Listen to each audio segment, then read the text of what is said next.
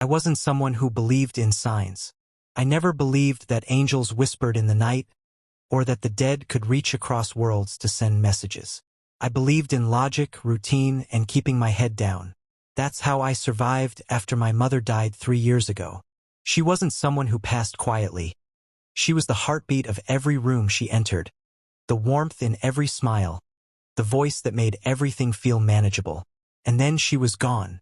One moment I was texting her about groceries, about homework, about the small errands I had forgotten, and the next I was standing in a hallway with a doctor explaining, in cold, clinical terms, that there were complications. Life didn't stop. It didn't explode. It just went numb. For months, I wandered through my days in a fog. Work, sleep, repeat. I tried to convince myself that grief would fade, that the pain would dull with time. But then the dreams started. Subtle at first, my mother standing at the end of a hallway, silent, waiting, watching, her eyes full of urgency, pleading for something I didn't understand. Every time I reached for her, I woke up. I told myself it was just grief, but deep inside, I knew it was something else. Then came the signs. Tiny things at first. Lights flickering in my room, my phone buzzing for no reason, objects moving slightly. I blamed wiring, fatigue, my imagination. But when it kept happening, I began paying attention. My phone would buzz at odd hours, not notifications, just vibrations. Sometimes a word appeared briefly, listen. Other times, numbers, 315, 704, don't ignore. I started writing everything down, trying to see a pattern. The whispers started next. Not audible, not in the traditional sense, but present. My name, spoken in the stillness of my room, the way she used to say it. First panic, sleep paralysis, stress, hallucinations. I told myself it was all in my head. But it wasn't. There was a presence, pressing, urgent, guiding. One night I felt it strongest. I was lying awake at 3 a.m., staring at the ceiling, listening to the silence that wasn't silent. Then I heard it, not in my ears, but in my mind. You need to act. Don't wait. My chest tightened. I whispered, Mom! The air shifted, the lights flickered, and I knew it wasn't imagination. That night I saw him, Archangel Michael.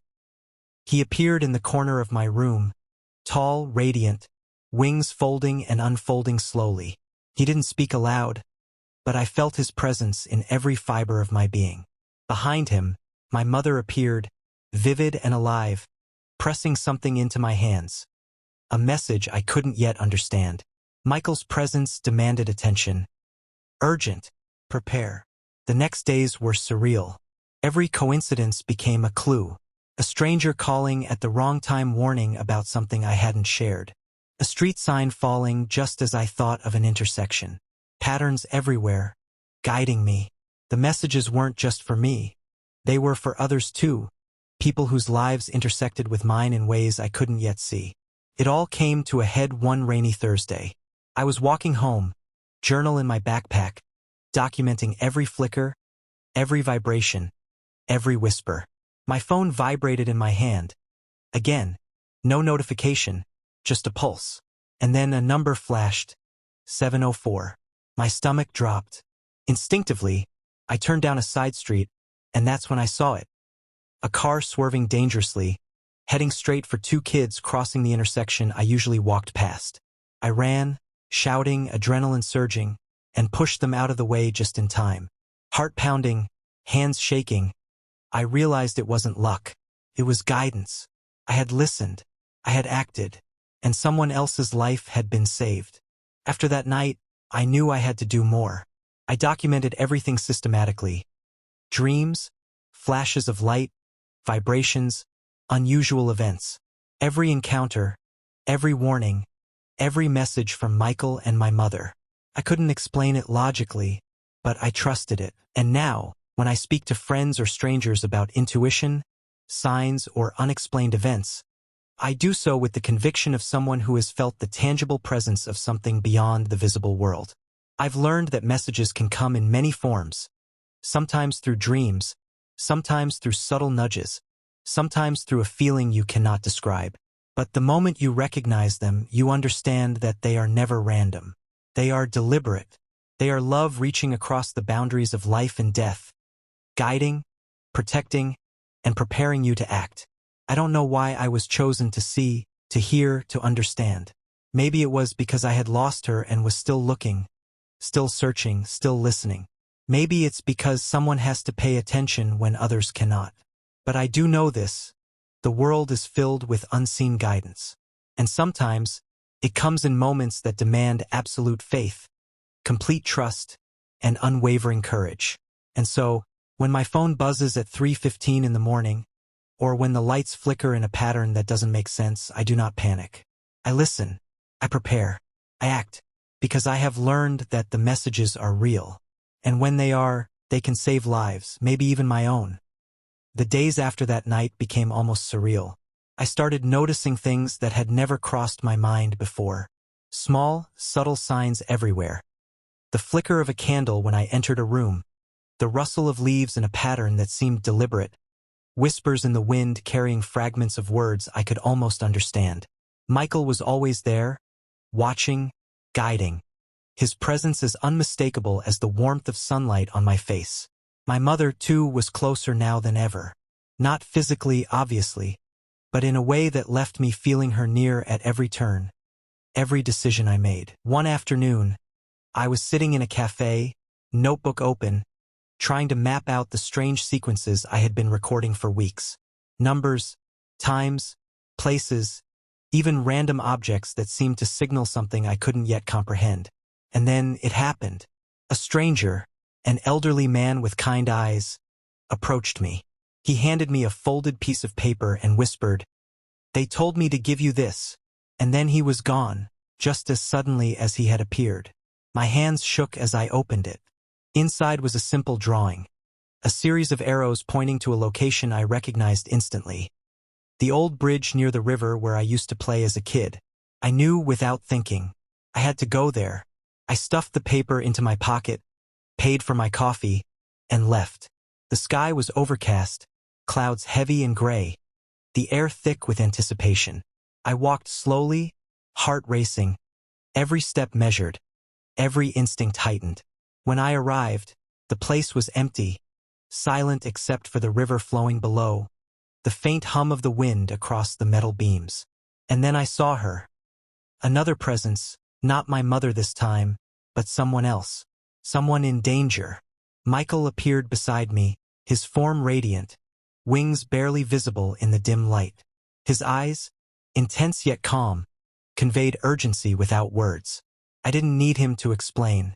I understood immediately that this was another warning, another moment where lives could hinge on a choice, on action. I followed his guidance instinctively, moving to the edge of the bridge, scanning the surroundings, and that's when I noticed it. A young boy, no older than 10, climbing the rail as if it were a game. His foot slipped, and without thinking, I lunged, grabbing him just in time. The fear in his eyes mirrored the terror I had felt in so many dreams, so many messages before. And then he looked at me, confused, and said, "Who are you?" I smiled, trying to mask the adrenaline, the awe, the disbelief. Someone who was meant to be here. That night, I went home, exhausted, yet exhilarated. I realized then that these messages weren't just about warning me. They were about teaching me, about awareness, intuition, courage. I was beginning to understand the responsibility that came with receiving such guidance. The world was filled with unseen currents, invisible threads connecting people and moments, and sometimes, the smallest actions could change everything.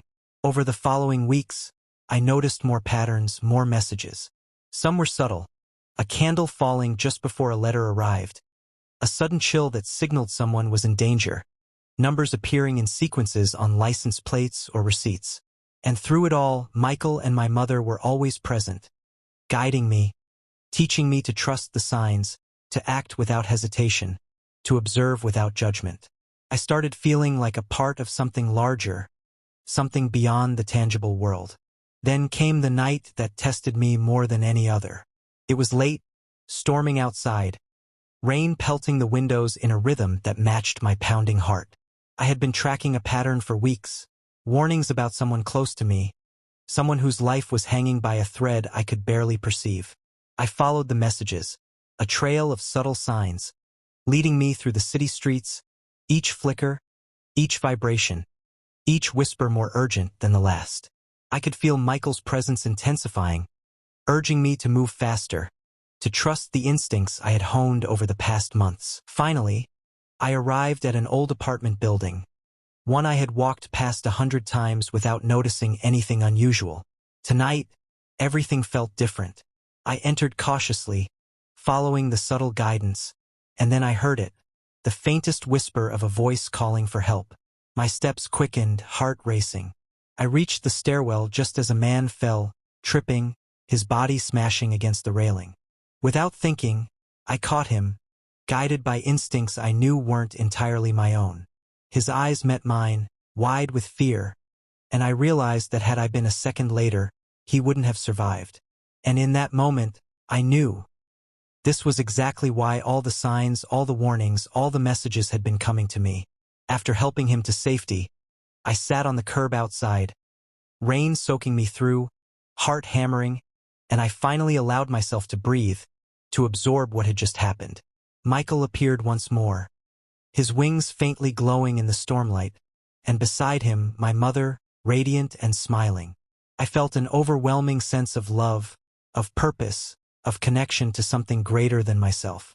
I understood finally that these messages, these warnings, were not punishments or tests. They were expressions of love, guidance meant to protect and teach, to ensure that life could continue, even when peril lurked unseen.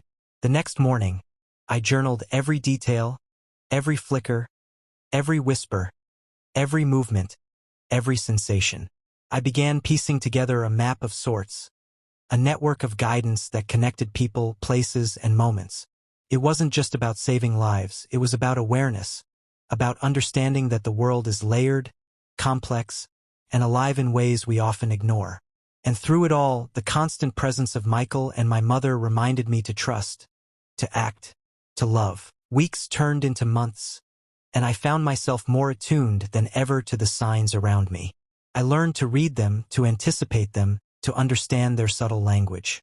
I realized that these experiences were preparing me for a larger purpose. Not just reactive moments of crisis, but a life attuned to awareness, empathy, and action.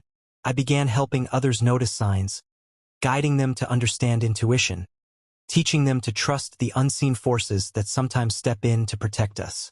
And then, one evening, as the sun dipped below the horizon, casting the world in shades of gold and crimson, I finally understood the full magnitude of what had been happening. Michael appeared beside me, wings spread wide, his gaze steady and reassuring. My mother stood beside him, and for the first time, I felt no fear, no doubt, no uncertainty. I felt only clarity, connection, and the knowledge that every warning, every flicker, every whisper had led me here. For this moment, for this understanding, for this life. From that day on, I paid attention like never before. I trusted intuition over convenience, awareness over distraction, and guidance over fear. Every flicker, every vibration, every whisper became a signal, a lesson, a path forward. And whenever doubt crept in, I would close my eyes and feel the presence of Michael and my mother, reminding me that I was never alone, that love transcends life and death, and that the messages are always there, if we are willing to see, to listen, and to act. I began sharing my experiences cautiously at first, with friends and strangers alike. I learned that people respond differently. Some with skepticism, some with awe, some with the faint recognition of something they had felt but could not name. And I realized that this was part of the journey. Not everyone will understand, not everyone will believe, but the messages are not meant for everyone. They are meant for those who are ready, those who are open, those who are willing to notice, to trust, and to act. Now, when the wind brushes against my face, or when my phone vibrates unexpectedly in the middle of the night, I do not panic. I listen, I prepare, I act, and I know that I am part of a chain, a network of unseen guidance, of love and protection, of messages that transcend life and death. Michael and my mother continue to guide me, their presence subtle yet undeniable, reminding me always to stay aware, to stay present, and to stay compassionate.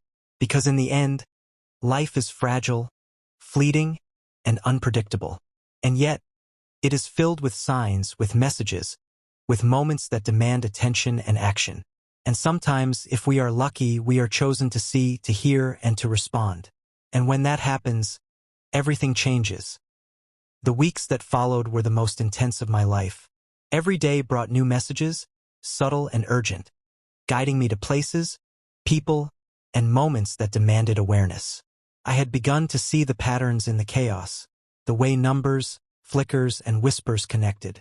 Each warning was a thread, each thread leading to another, until a tapestry of unseen guidance revealed itself before me. One rainy evening, I received the clearest warning yet. My phone vibrated continuously. No notifications, no calls, just a pulse that demanded attention. The time was 2:22 a.m. I didn't hesitate. I grabbed my notebook, reviewed the patterns I had been tracking, and realized that someone I loved was in immediate danger. The signs were unmistakable. Michael's presence, my mother's warmth in the air, the subtle hum of the world aligning. I knew that tonight action wasn't optional. I drove through the storm-soaked streets, every turn dictated by instinct, guided by signs I could barely explain. Rain lashed against my windshield, lightning illuminated the streets in sharp bursts, and yet every movement felt deliberate, like the world itself was conspiring to show me the way. I arrived at an old building in the outskirts of town, the location my instincts and the signs had pointed me to. Inside, the situation was worse than I imagined. A fire had broken out in one of the apartments. Smoke filled the corridors, and I could hear faint cries for help. Panic would have frozen anyone else, but not me.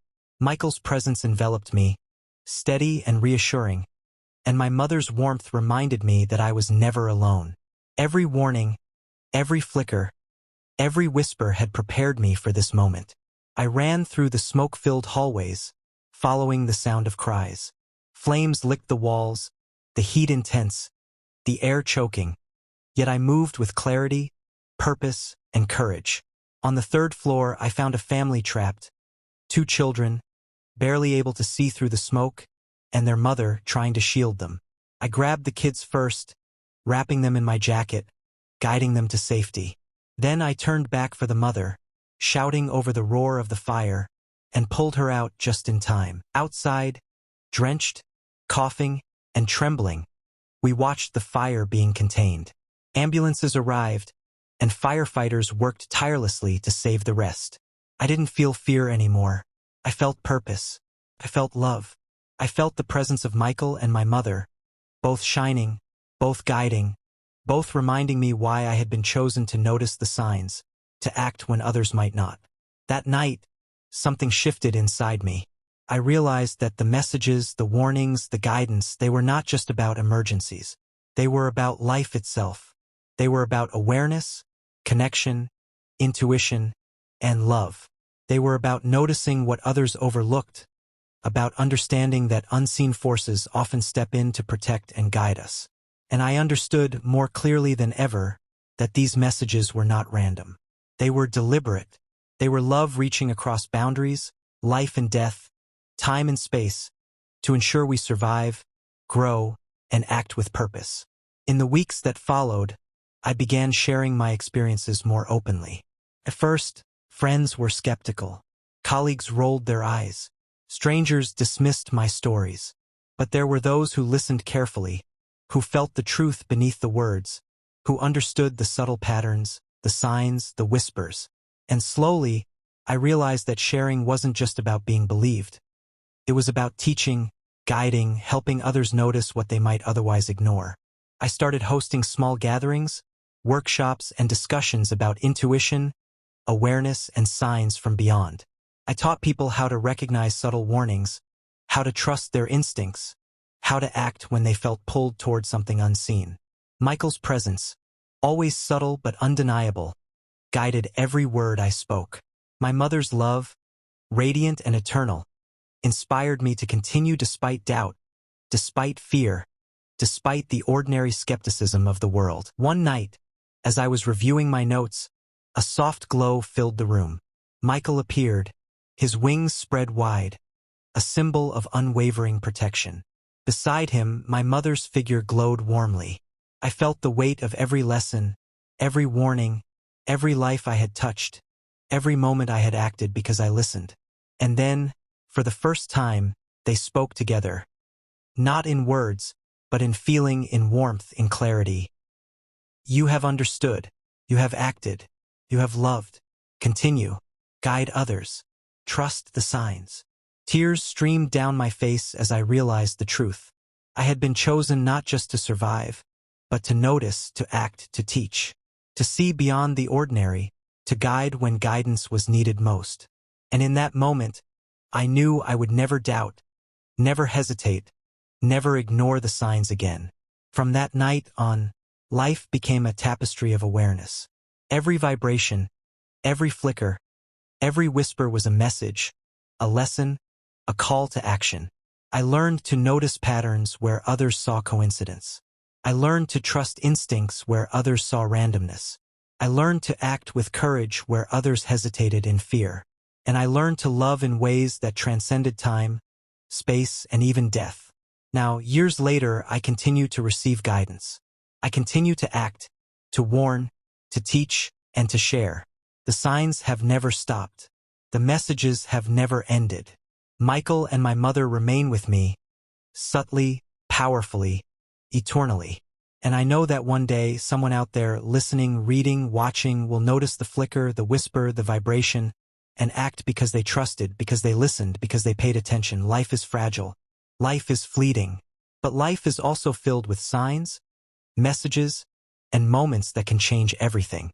And sometimes, if we are open, aware, and willing, we are chosen to notice, to act, and to guide others.